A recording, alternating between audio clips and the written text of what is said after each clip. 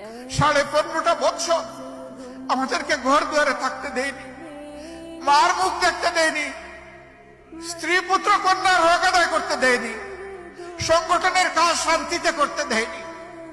আমরা যখন পালিয়ে বেরিয়েছিলাম তখন বুক খুলে আপনারা আলিঙ্গন করে আমাদেরকে আশ্রয় দিয়েছে। জীবনের ঝুঁকি নিয়ে, ইজ্জতের ঝুঁকি নিয়ে আপনারা আমাদেরকে আশ্রয়, আমাদেরকে ধরতে এসে আপনাদেরকে ধরে নিয়ে গিয়েছে। এক পর্যায়ে আমাদেরকে মুক্তি দিয়েছে, কিন্তু আপনাদেরকে মুক্তি দেয় নাই, জিদ মিটিয়েছে। কেন তোমরা তাদেরকে আশ্রয় দিলে? আপনাদের এই ঋণ কিভাবে আমরা পরিশোধ করব?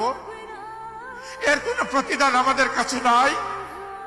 যার কাছে প্রতিদানের চাবি, সেই আল্লাহর দরবারে দোয়া করি, আল্লাহ যেন পূর্ণ প্রতিদান দুনিয়া এবং আখিরাত দুই জায়গায় আপনাদেরকে দান করেন।